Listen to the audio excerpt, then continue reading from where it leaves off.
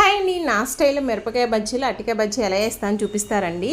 నీట్గా వాష్ చేసిన మిరపకాయ లోపల గింజలన్నీ తీసేయాలి. తీసేసిన తర్వాత స్పైసీ తగ్గుద్ది అనమాట. అరటికాయను కూడా రౌండ్గా కట్ చేసుకోవాలి.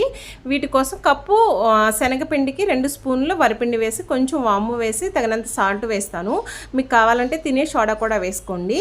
ఆ తర్వాత మిరపకాయ లోపల గింజలన్నీ తీసిన తర్వాత స్టఫింగ్ కోసం కొంచెం శనగపిండి, కొంచెం ఉప్పు, వాము స్టఫింగ్ కోసం పెడతాను అనమాట. అప్పుడు స్పైసీ తగ్గి టేస్ట్ బాగుంటుంది అనమాట. ఇలా శనగపిండిలో ముంచేసి ఆయిల్లో వేసి నీట్గా వేయించుకున్న తర్వాత పక్క తీసేయాలి. ఇవి వేయించేటప్పుడు కొంచెం పేలుతాయండి, జాగ్రత్తగా వేసుకోవాలి. ఈ తర్వాత అరటికాయ బజ్జీలు కూడా వేసేసాను. ఇవి వేడివేడిగా తింటేనే బాగుంటాయి అనమాట. ఇలా వేడివేడిగా వేస్తున్నప్పుడే తిన్నారు, చాలా టేస్టీగా వచ్చినాయి అనమాట. ఇవి తిన్న వెంటనే మా వారు బయటికి తీసుకెళ్లారు మాల్కి. అక్కడ మా వారు మా పిల్లలకి ఇష్టమైన ఐస్ క్రీమ్ కూడా ఇప్పించారనమాట. అది కూడా వాళ్ళు ఎంజాయ్ చేశారు. నచ్చితే లైక్ చేసి సబ్స్క్రైబ్ చేసుకోవడం మాత్రం అస్సలు మర్చిపోకండి. Thank you.